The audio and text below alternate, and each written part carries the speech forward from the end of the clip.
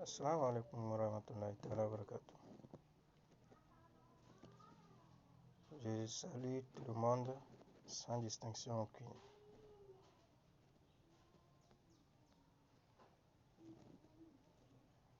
Si je suis devant vous aujourd'hui, c'est pour parler du bien commun de nous tous. C'est pour parler de la religion islamique,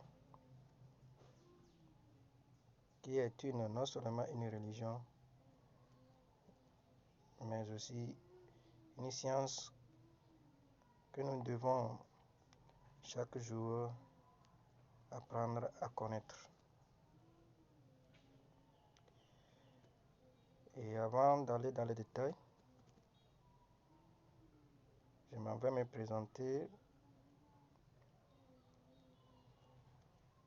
Moi, c'est Abdoulaye, connu sur les réseaux sous le pseudonyme de Abdoulaye Lenad. Ceux-là qui me connaissent, me connaissent. Et ceux-là qui ne me connaissent pas aussi, c'est l'occasion aussi de faire la connaissance. Et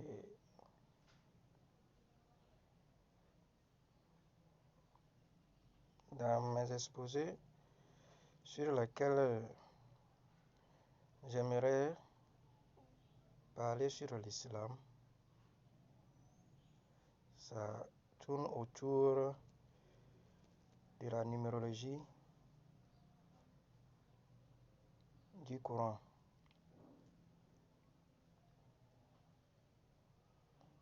Et quand nous parlons de la numérologie, nous parlons d'une science exacte. Parce que tout tourne autour du nombre. Même Dieu, lorsqu'il veut se déclarer unique, il a dit, je suis un. Et rien n'est après et avant moi. Je suis unique.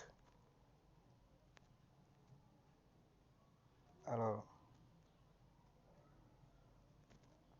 aujourd'hui, de par le monde, il y a une confusion qui se prête autour de la religion islamique. Et à travers les détails que nous allons donner, cela va plus nous éclairer sur certaines zones d'ombre afin de pouvoir comprendre et voir exactement de quoi nous nous attendons. Les grands érudits en ont fait des recherches. Ils se sont donnés corps et âme pour exposer au grand jour les différentes sciences qui tournent autour de l'islam. Et c'est l'une de ces sciences que aujourd'hui j'aimerais vous parler, puisque nous tous nous le savons, l'islam est une religion basée sur 5 piliers, à savoir l'unicité de Dieu, Allah subhanahu wa ta'ala, la prière, la zakat ou l'aumône,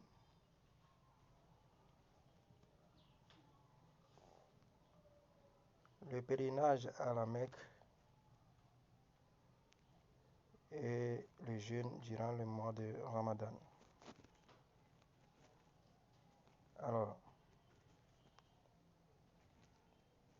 sans plus tarder, nous allons à travers cet exposé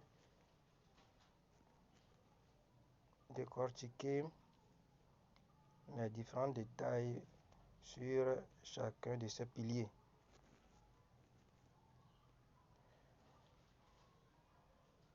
Nous allons parler tout d'abord de la prière. La prière, c'est l'une des pratiques que Dieu ou Allah subhanahu wa ta'ala nous a prescrit,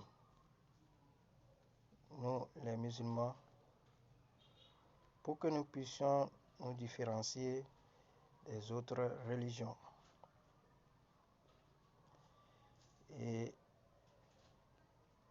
pour la qualifier, Allah l'a élevé au plus haut degré des rangs, d'où il a dit Wala zikrullah akbar. C'est un rappel relevant d'un haut degré. Et cette prière, elle est aussi l'une des pratiques qui nous fait abandonner certains de nos vices. Raison pour laquelle il a dit précédemment, avant d'ajouter Wala zikrullah akbar, Inna salata tanha anil fahsha'i wal munkar wal baghi. Donc, certes, la prière est cette pratique qui nous éloigne des vicissitudes de ce bas monde. Et c'est une prière aussi prescrite à tous les croyants, comme je l'avais dit, puisqu'il est dit Inna salata kanat alal mu'minina kitab mawqut. Donc c'est une prière prescrite pour tout musulman et qui est déjà mentionnée dans le grand livre. Lorsque nous parlons de grand livre, c'est le livre qui se trouve auprès d'Allah subhanahu wa ta'ala, appelé Lawh Mahfouz. Et c'est la copie de ce livre qui est une révélation sous forme de Coran à travers le prophète Mohammed sallallahu alayhi wa sallam. Alors, comme Dieu fait tout sur mesure et qui n'est tenu sur hasard,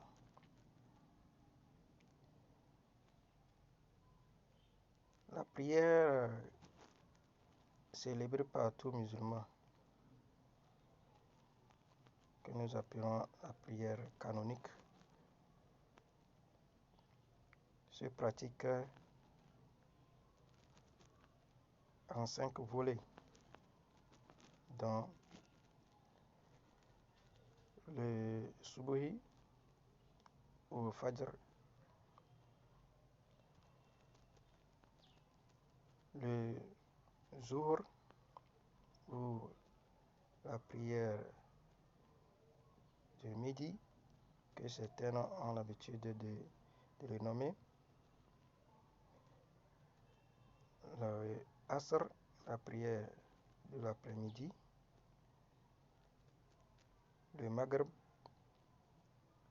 celle du soir à partir de 18h, et enfin la prière de Isha'i qui termine les 5 volets. Alors, nous allons, par la science numérologique, faire sortir certains détails qui tournent autour de ces 5 prières, puisque ces 5 prières sont prescrites sur des heures données, dont actuellement, de par le monde, il y a des confusions qui se prêtent autour des heures de la pratique de ces prières, alors que Dieu a été précis sur ces heures, puisque Dieu ne crée rien sans que cette chose ne soit sur sa parole. Toute chose que Dieu a créée dans ce monde tourne autour de son unicité, puisque il est le premier. Et la première des choses qu'il a créées et qui a constitué le monde est le Verbe, c'est-à-dire la parole. C'est pour ça en islam, il dit, quand il veut une chose, il suffit simplement de dire soit, et elle est kun fayakun. Et la valeur numérologique, ou bien le poids mystique de ce terme kun fayakun, c'est-à-dire soit et elle est, kun qui est 70 et fayakun 166. Donc c'est quelque chose qui s'est déjà établi, qui s'est déjà réalisé. Nous ne faisons que circuler, nous ne sommes que des atomes qui circulent dans la moule d'Allah subhanahu wa ta'ala, puisque c'est quelque chose qui s'est déjà réalisé. Une fois que la parole est projetée pour que ça puisse manifester à travers le monde, c'est quelque chose qui s'est déjà réalisé. Tout ce que nous vivons, c'est déjà fait. Il connaît le passé, le présent de toutes choses. Donc, comme je le disais, cette prière prescrite en 5 volets a des heures bien précises. Il faut que chaque musulman connaisse, et nous le connaissons très bien. C'est que il y a des petits soucis qui se créent autour de ces heures,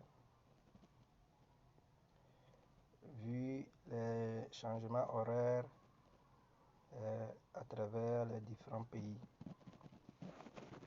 Mais ces heures demeurent toujours telles, parce que chaque nombre en islam est significatif.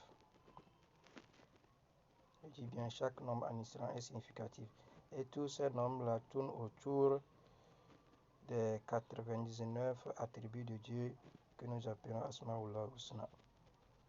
Donc, toutes nos actions que nous accomplissons tournent autour de ces attributs de Dieu.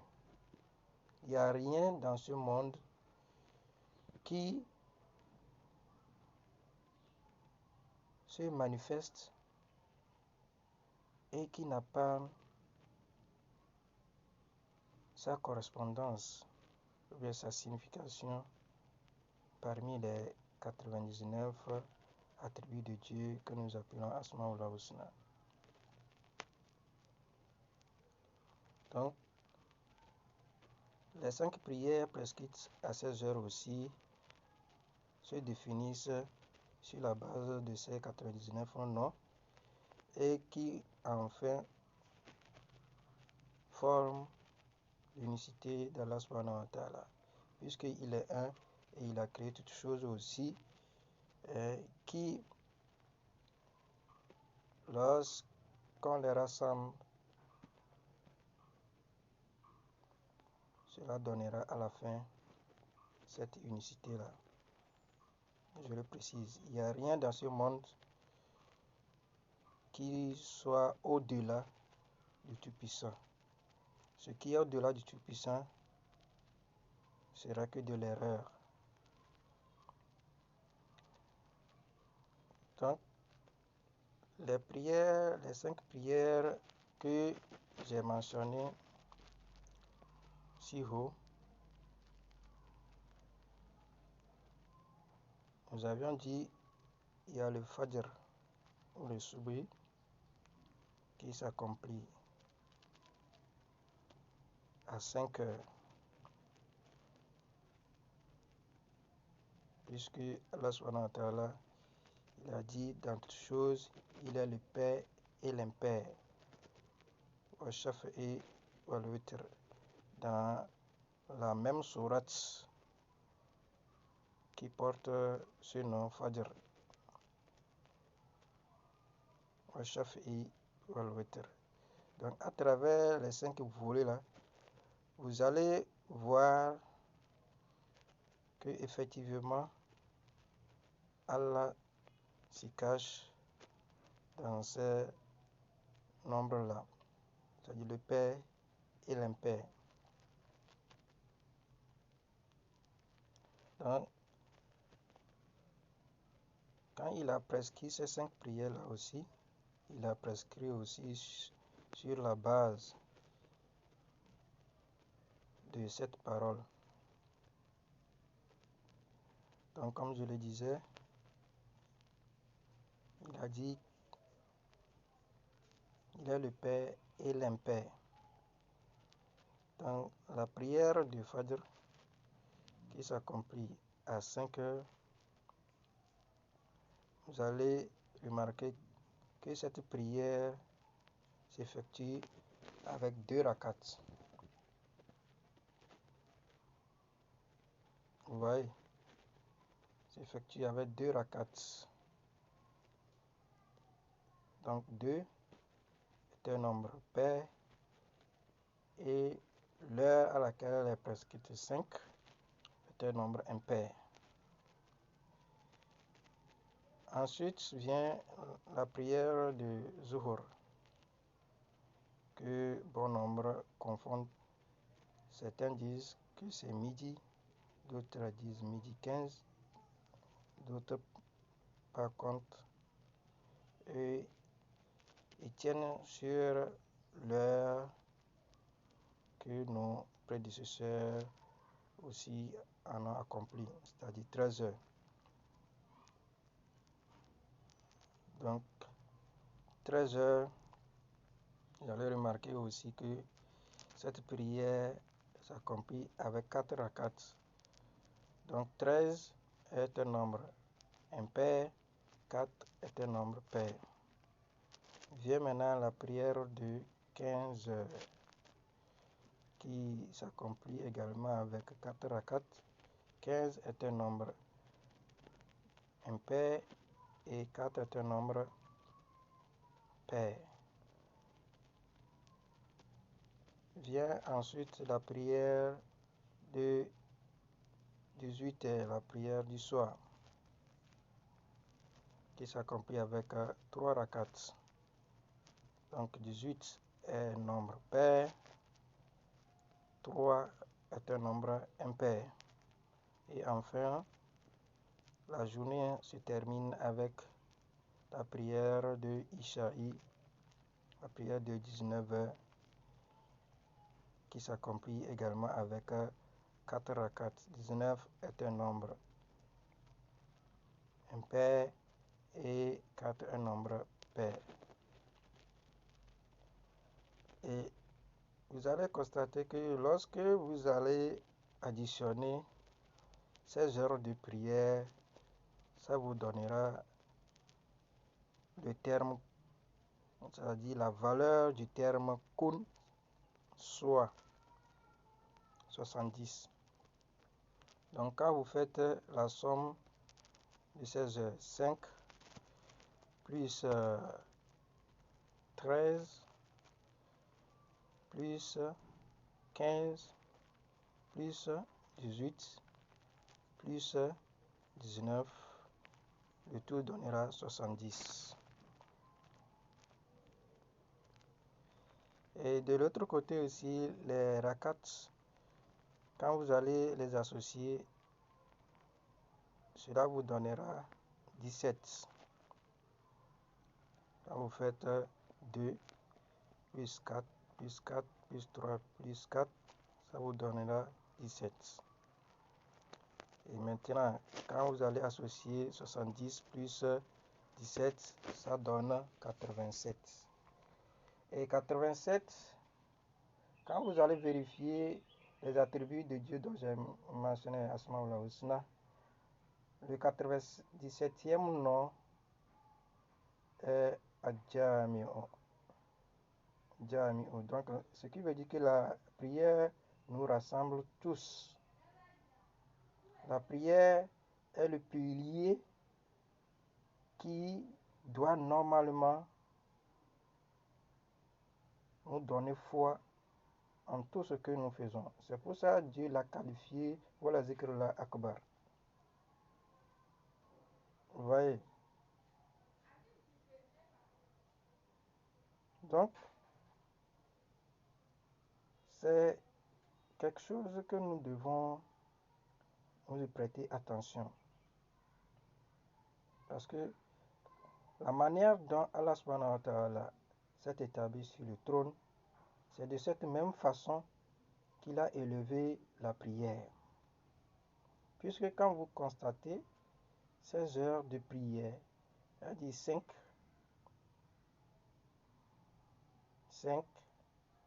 13, 15, 18 et 19, comme je l'avais dit, tout nombre est significatif en islam. Et 19, qui est un codex du Coran, voilà qui vient clôturer la prière de la journée. Vous voyez? Parce que quand vous rentrez dans le Coran, et vous prenez la basmala, c'est-à-dire Bismillahirrahmanirrahim, ce verset se compose de 19 lettres. Vous voyez, non? Et 19 est la valeur numérique du mot Al-Wahidu, c'est-à-dire unique, Dieu unique. Al-Wahidu, Dieu unique. Vous voyez ça?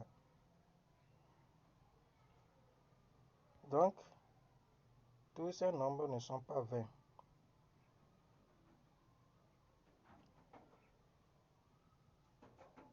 Tout ce qui tourne autour des nombres en islam sont significatifs. Et tout se base sur les attributs de Dieu nommés Asma'ul Husna. Sur ce, nous allons revenir très prochainement sur d'autres détails concernant toujours la prière.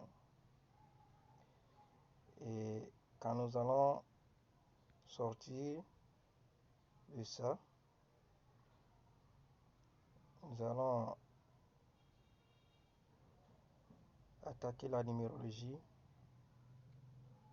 de Allah subhanahu wa ta'ala et voir les différentes connexions que ce mot Allah s'est lié avec toutes nos actions, surtout la prière. Sur ce, portez-vous bien et je vous souhaite une très bonne journée. Que la religion islamique ne nous divise pas, plutôt que ça nous réunisse davantage. Parce qu'actuellement, de par le monde, il y a beaucoup de divergences. Et cela ne dépend pas de nous autres également. Ça dépend aussi de la façon dont tout le monde a sa vision vers ce qu'il a compris dans l'islam. Qu'Allah nous donne une bonne compréhension et nous guide sur le droit chemin. Assalamu alaikum wa rahmatullahi ta'ala wa barakatuh.